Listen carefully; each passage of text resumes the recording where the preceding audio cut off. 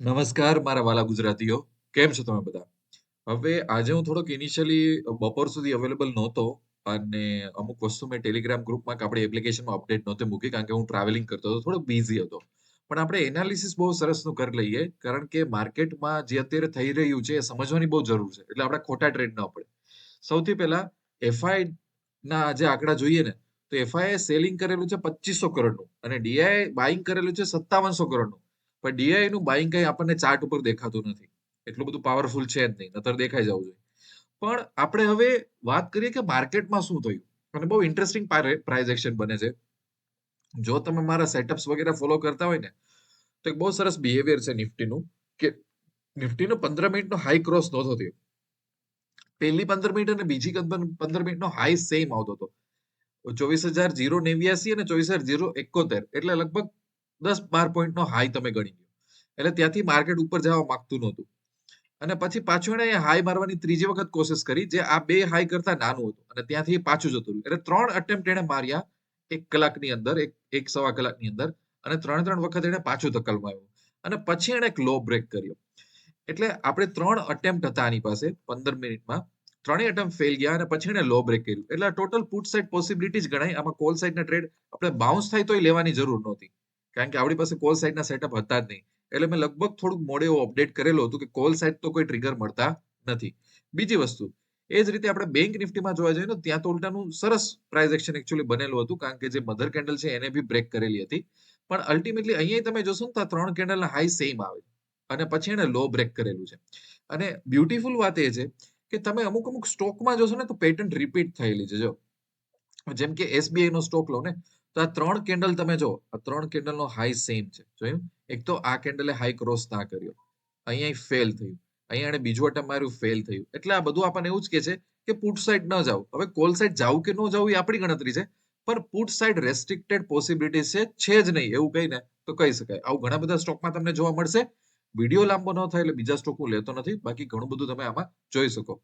બીજી વસ્તુ કે મોટા ભાગના આજે સેક્ટર ડાઉન હતા. મોટા ભાગના સેક્ટર, આઈટી સેક્ટર જ એક એવું સેક્ટર છે કે જેને હોલ્ડ કરી રાખેલું છે. 51 પોઈન્ટ જ નીચે ગયું છે ઇન ટોટલ. ક્લોઝિંગ બેઝિસ ઉપર આપણે ગણીએ ને તોની હું તમને વાત કરું છું. પણ ઇન્ટરેસ્ટિંગ વસ્તુ આપણે હવે એ નોટિસ કરવાની છે કે નિફ્ટીમાં જે એક ઓલી ઇનસાઇડ કેન્ડલ બની હતી એનું બિહેવિયર થોડુંક વિચિત્ર થઈ ગયું છે. હવે એ બિહેવિયર શું થઈ ગયું છે કે આ જે કેન્ડલની આપણે રેન્જ ફોલો કરતા હતા, કેન્ડલ ઘણા ટાઈમથી અંદર ફરતી, વળી એને બહુ સરસ એક બ્રેકઅપ આવ્યું અને પાછું નીચે આવી ગયું. આ સમયે મારા વિડીયો જોજો, આજથી 2-3 દિવસ પહેલાના વિડીયો જોજો. આપણે વાત કરેલી હતી કે નિફ્ટીએ એકાદ બે દિવસ એક સારું ક્લોઝિંગ આપવું પડશે. એ સારું ક્લોઝિંગ ન આપ્યું એને. અહીંયા એક સારું ક્લોઝિંગ આપ્યું, એ પછી હવે પાછું નેગેટિવ ક્લોઝિંગ આપે છે. પણ ના, આ કેન્ડલ ઉપર એને આ કેન્ડલની ઉપર એક કેન્ડલ બનાવવી પડશે, ડેઈલી કેન્ડલ, કે ઓકે હું આ રેન્જમાંથી નીકળી જાઉં છું અને એની બહાર એક કેન્ડલ બનાવું છું. એ હજી થતું નથી અને વળી પાછું એ આમાં આવી ગયું છે. એટલે આ જે સેટઅપ છે ને એ થોડુંક, જે લોકો થેટા ડીકે ખાય છે, જે લોકો પ્યોર ઓપ્શન હેજિંગ કરે છે અને એ લોકો થેટાનો બેનિફિટ લેવા માંગે છે, એ લોકો માટે એક ટાઈમે પૈસા બની શકે એવું છે આમાં, કારણ કે માર્કેટ કન્ટિન્યુઅસલી સેમ રેન્જમાં પાછું ફરફર કરે છે. બાકી થોડુંક દેશના ટ્રેડિંગ માટે થોડુંક ડિફિકલ્ટ છે, પણ ટ્રેડ આમ બી કરી શકે. આપણને સરસ ખબર તો પડી જ જાય છે કે ભાઈ કઈ સાઈડ માર્કેટની પોસિબિલિટીઝ છે. હવે આવનારા 1-2 દિવસની વાત કરું તો સૌથી પહેલી વસ્તુ કે આ રેન્જ અથવા તો આ રેન્જ તોડવી જ પડે.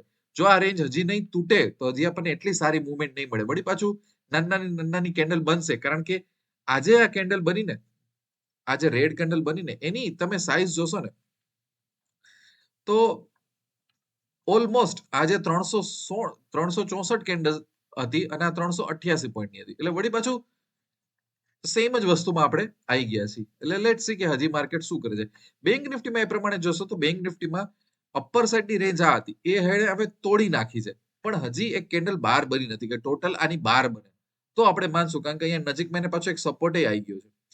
એટલે લેટ્સ સી કે હવે એને કન્ટિન્યુઅસલી ડાઉન જવું છે કે કન્ટિન્યુઅસલી અપ જવું છે, એ હવે આપણને આવનારા દિવસોમાં ખબર પડશે કે કેવું ક્લોઝિંગ આપે છે. એટલે જ કહું છું ને, ક્લોઝિંગ એનું મેટર કરે છે, રાધર દેન કે ભાઈ ઈઓડીમાં આપણને શું ખબર પડે છે, પણ ક્લોઝિંગ એક સારો હોવું પડે. એ જ રીતે નિફ્ટી અને સેન્સેક્સમાં સેમ વસ્તુ આપણને દેખાય છે. બરોબર છે. અને અગેન આપણે પાછા અમુક સેક્ટરનું એનાલાઇઝ કરીએ ને તો વળી પાછું અમુક, જો જેમ કે જો આ સેક્ટર છે એને અહીંથી ઉપર જવાનું હતું, ઓટો સેક્ટર, અને ત્યાંથી નીચે આવી જાય છે. એટલે જોયું તમે સેક્ટર વાઇઝ જોશો ને તો કેટલું બ્યુટીફુલ પ્રાઇસ એક્શન બને છે કે જ્યાં એને રેઝિસ્ટન્સ લેવાનું છે ત્યાં જ પાછું આવીને માર્કેટ નીચે જાય. હવે જો આપણે કહેતા હતા ને આ અહીંયાથી ક્રોસ કરી નાખશે તો મધર કેન્ડલ ઉપરની તરફ બી બ્રેક થઈ હોત, જે નથી થઈ અનફોર્ચ્યુનેટલી. એફએમસીજી સેક્ટર એ જોશો તમે, તો એફએમસીજી સેક્ટરમાં જો ક્યાંથી એને રેઝિસ્ટન્સ આવ્યું, તો કે આ પાર્ટથી, બરોબર. અહીંથી અહીંથી એક સપોર્ટ હતો, અહીંથી આ નીચે આવ્યું, આ અને આ પાર્ટ વળી પાછું ત્યાંથી નીચે આવે છે. એટલે લેટ સી કે આ બધા સેક્ટર જો આ ઝોનમાં રહેશે તો નિફ્ટી બેંક નિફ્ટી બી ઝોનમાં જ રહેવાનું છે, એમાં કઈ બહુ મોટી વાત નથી એમ. એટલે જોઈએ હવે કે હવે આગળ શું થાય છે. એટલે રોજના દિવસે આપણે માર્કેટ જોવું પડશે કે માર્કેટ શું કરવા માંગે છે, શું કરવા નથી માંગતું. હોઈ શકે કે કોઈ બે સેક્ટર સારા આપણા નીકળી જઈએ ને, તો બી માર્કેટને અપસાઇડ લઈ જવામાં હેલ્પ કરશે. પણ ત્યાં સુધી આપણે સ્પેક્યુલેટ ના કરી શકાય કે ભાઈ આમાં શું થવાનું છે. આપણે બસ એ કેન્ડલની રેન્જને ફોલો કરવી પડશે, અને જ્યાં ઓપોર્ચ્યુનિટી મળે એ સાઈડ ટ્રેડ લઈને આપણે પૈસા બુક કરાવી નાખશું. બરોબર છે. બીજી વસ્તુ કે આપણે અમદાવાદમાં ઓફલાઈન વર્કશોપ બહુ સરસ થઈ ગયા છે. આ 19 તારીખે રવિવારે પ્રાઇઝ એક્શનનો બહુ સરસ વર્કશોપ છે. પ્રાઇઝ એક્શન શીખો એટલે તમે દુનિયામાં ટ્રેડિંગ દુનિયામાં તરી જાઓ. પછી તમે ઓપ્શન બાઇંગ કરતા હોય, તમે હેજિંગ કરતા હોય, ઇક્વિટી ટ્રેડિંગ કરતા હોય, આગળ જતા તમને આ જ વસ્તુ ફોરેક્સમાં, ક્રિપ્ટોમાં બધે યુઝ થાય. Price action is a heart of everything, કે ચાર્ટની સાથે તમે વાત કરી શકો. અને એના પછીના રવિવારે 26 તારીખે છે સન્ડેના હેજિંગ ઓપ્શન હેજિંગનો વર્કશોપ છે. એટલે રૂબરૂ આવી શકો, મળી શકો, અને ઘણી બધી તમને મજા આવશે. બધી સુવિધાઓ સાથે છે. એટલે આના વિશે ઇન્ક્વાયરી કરવી હોય તો આપણી વેબસાઇટમાં જતા રહેજો. ટેલિગ્રામની લિંક છે, એના ઉપરથી તમને ગાઈડન્સ મળી જશે. ત્યાં કોન્ટેક્ટ કરી લેજો. બાકી હવે જોઈએ માર્કેટ શું કરે છે. વળી પાછું એક વખત રેન્જમાં ફસાઈ જ ગયું છે માર્કેટ. અને આજે ઇન્ડિયા વીક્સ જો તમે જે વોલાટિલિટી છે, કે જે ભાઈ ચલો આપણે માની લઈએ કે ભાઈ આ સેકન્ડ કોરોના છે, કે જે વાયરસ આવ્યો છે, એ જેટલું સાચું એટલું ખોટું, પણ ચલો બધી ન્યૂઝ ચેનલ બધું રિપોર્ટ કરે છે, અને આ એક અનસર્ટેનિટી દર્શાવે છે. તો વિક્સ બહુ જોરદાર સ્પાઇક થઈ છે. પ્રીમિયમ આના લીધે સ્પાઇક થયા જ હોય. ઓપ્શન હેજિંગ માટે થેટા જે લોકો ફોલો કરતા હોય, જે લોકો વેગા કરતા હોય, એ લોકો અહીંયા પોઝિશન બનાવવા માટે, બરોબર. એટલે એ બી એક જોવાની વસ્તુ છે. આને આપણે ટ્રેકમાં રાખશું. બાકી મળતા રહેશું બીજા વિડીયોમાં. ત્યાં સુધી wish you lots of love and happiness.